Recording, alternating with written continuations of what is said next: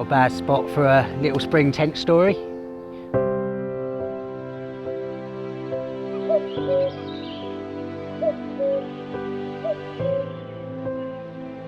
Spring is that time of year where everything starts to come to life, especially under the water. Wildflowers start to bloom, insects start emerging, and many species of migratory birds arrive to the country. It's just a wonderful time of year to be by the waterside. Spring arrives sort of late April and early May.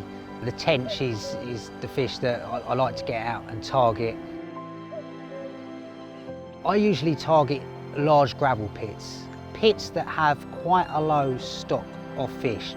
So I'm not particularly after numbers, I'm usually after the bigger fish, and that does involve a lot of blanking at times and you know, a lot of hard work to locate them. It's usually all or nothing. If I get a fish, it's going to be a good one, and if I don't, I go home with my tail between my legs. But you know, learning all the time and just getting to know the water and working my way forwards to catch my target fish.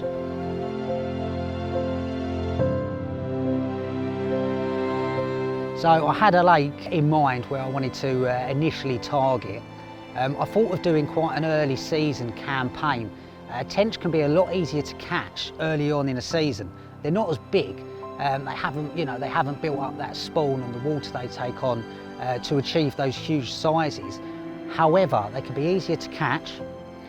There's not as much weed about at that time of year as there is in late spring, so there's less competition for food, there's less naturals out there, and obviously that means that your bait is more appealing.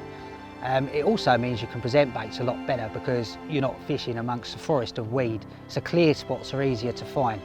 And that's the main reason why I always like to do an early season tench session or even mini campaign and try to bag a big fish.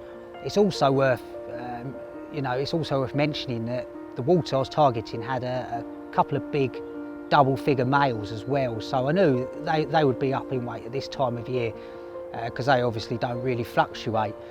But tench from when they start waking up, they start to put on a bit of weight via spawn, and so they're never flat. That usually happens once they've actually spawned out.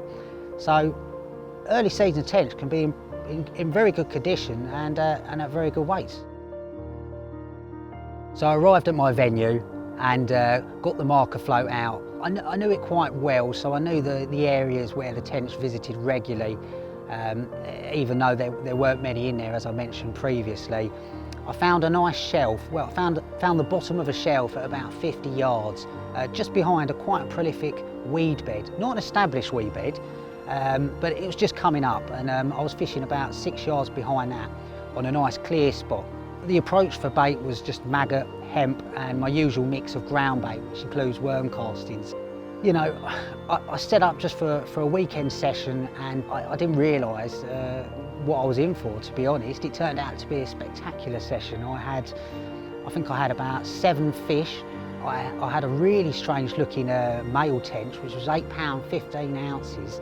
It looked more like a green grayling or like a goldfish that had hybridised with a tench. It was a male tench, so it had huge pecks on it, but it had a really sort of compressed, stubby kind of body, and it looked very strange, a very cool looking fish, one that I was really happy to put in my album and really happy to catch, and at 8.15 a big fish as well, so that was a great start. I then followed with, I think it was like maybe a 7.4, and then I had a real take, and I bent into a fish that was obviously quite substantial and definitely larger than the other fish that I had caught that trip. After a great battle, scooped the net underneath it and looked down, and there was a massive tench in the net. I knew it was going to be big just by the way it was holding on. A massive frame fish. It didn't have that belly on it, as I mentioned about late season tench. This was early and it had a bit of filling out to do, but on the scales went 10 pounds and 11 ounces.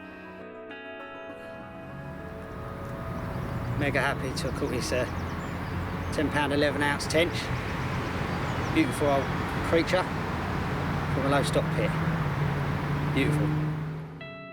So after having that great start to my tench season, I thought it was time to change venues. So I arrived at the lake, like the other one, very low stock, but with big fish in it. I knew the areas that I wanted to target, but I always like to get there early and look for signs of fish. I've mentioned previously it's very important to locate the tench, especially on such low stock venues. You need to let them know where to fish for them. I was fortunate enough to see a couple of shows, however they weren't in the areas I actually expected them to be. And from previous experience on the water, I figured I had a good shout in a swim that gave me a few options of how to fish. I knew that I had a close in sort of margin area and one about 60 yards, so I was actually fishing at quite some distance. I went with my standard tench tactics, which I've been through on previous videos, just a short fluorocarbon hook links down to a size 14 specimen plus hook, just a couple of maggots on that and a feeder bomb, which was essential to get that distance and obviously get the accuracy that I needed. I like to fish for tench in a very small area. I like to put the bait on a dinner plate if I can. I don't want to spread it about too much. And again, not a lot of bait. Only a few spoms to start off with, and if I was to catch fish, as I mentioned, I'll just top up. It was quite a gradual slope down to about 5 foot out in front of me, and then there was a sort of shelf with some gravel, and you get the dirt on your marker float, and there was a sort of weed bed just beyond that, and I was fishing just beyond that in the clearer water. I really didn't expect to catch so early on into the campaign. It was another one of those very fortunate sessions where everything goes to plan, and that's not always the case, believe me, but it just worked out on this session. I knew the bite time on these pits, it's usually sort of midday-ish, unlike the estate lakes you get where it's early morning feeding spells. I think it's to do with the clarity of water and possibly even the depth, although this wasn't exactly a deep pit. But bite time was like from about 10 till 2 in the evening, but usually sort of like midday.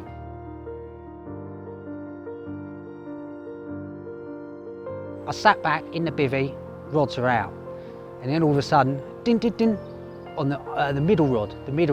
I had a couple of baits and then a drop back, and I bent into this fish. And as I come out the bivvy, there was a guy that was just walking past, and he sort of took note that I was into a fish and started to watch me playing this tench, or what I thought was a tench, because when I hooked it, I really did think it was a carp. The rod just doubled over and it kited to my right, and I was playing it for quite a while, just taking it really easy. I'm using very small hooks, and the last thing you want to do is put too much pressure on and lose that fish. And also when they go for a run, I just like to slacken off the clutch slightly so that they can take some line. I don't want to ping that hook out. These are very special fish, and when you hook them, that's one thing, and then you really don't want to lose them. But this fish started to kite right, and I had a carp angler in the swim next to me, and I could see his lines going out into the water, and this fish started to go underneath them. And I'm thinking, oh no, please don't. And I could see it touching his lines. I'm thinking, this is going to turn out to be like a 5-pound male, and I'm playing it like a 100-pound Wells catfish. They're going to think I'm a bit of a plum. So, I gave it a bit more stick and managed to get it away from there, but next door had caught notice of what was going on, and before I knew it, I had a crowd. Fish came up, took a big gulp of air, put the net underneath, had a look, and was blown away. I mean, it was a tench the size of, the frame of which I had never seen before. The depth of the fish was immense. It was absolutely immense. It was a fantastic creature, and I was blown away. I really didn't expect it, and really didn't expect it that early on into the actual session. So we got this fish out, and I kind of struggled a bit just to get it out. It was that heavy, and we weighed her up, and 12 pounds 6 ounces of solid tench, gravel pit tench. It's a joint PB, not that it matters when they're that size. You don't fish for PBs at that size. It's just about holding and seeing such a rare creature. I think, people ask, why did you go fishing? And you know, I like to target big rare fish, and it's, you know, this is some of the rarest wildlife in Britain. And then all of a sudden I've heard a doo, and I've kind of looked around in a daze, and I'm thinking, well, you know, what's that?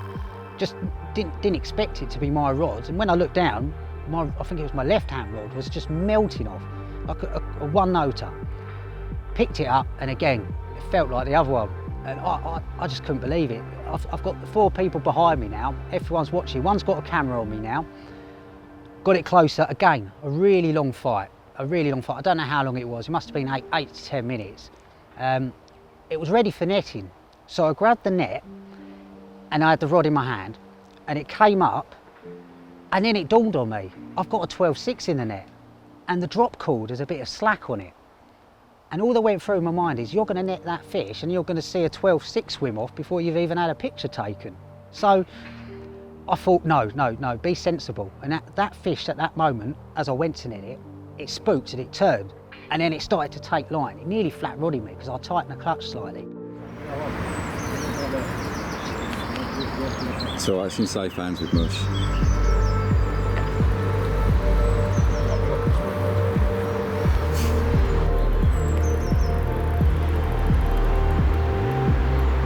Turned round to the guy behind me.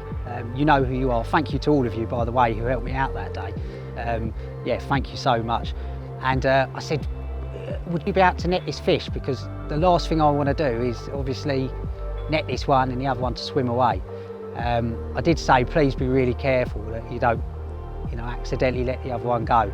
He assured me he had all the skills in the world and had done this before, so my confidence was restored. Managed to get it back under control, get it back on the surface. He did a beautiful job, best gilly in the world. Straight underneath, 2 massive tench in the net at the same time, a proper brace.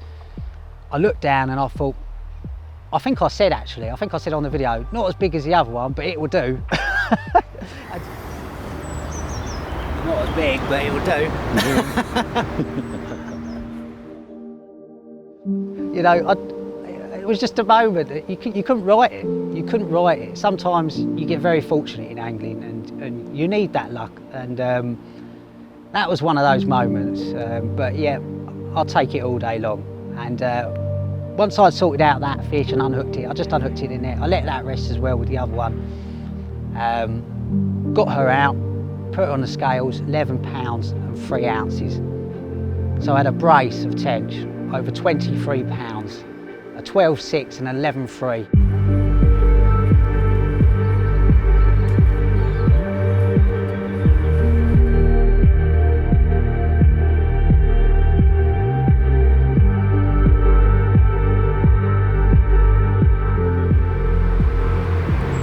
That's the 11-3.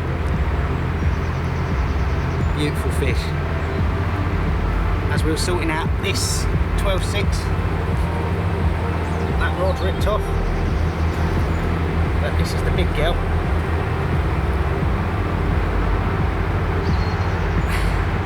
How's that? 12 pounds 6 ounces, braced with an 11-3. Absolutely made up these. Let's get them back. Let's get them back now. Right.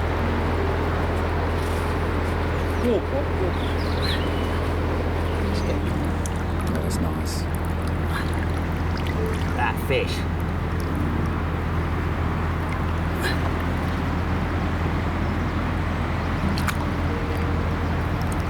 It's like carp, doesn't it? Yeah.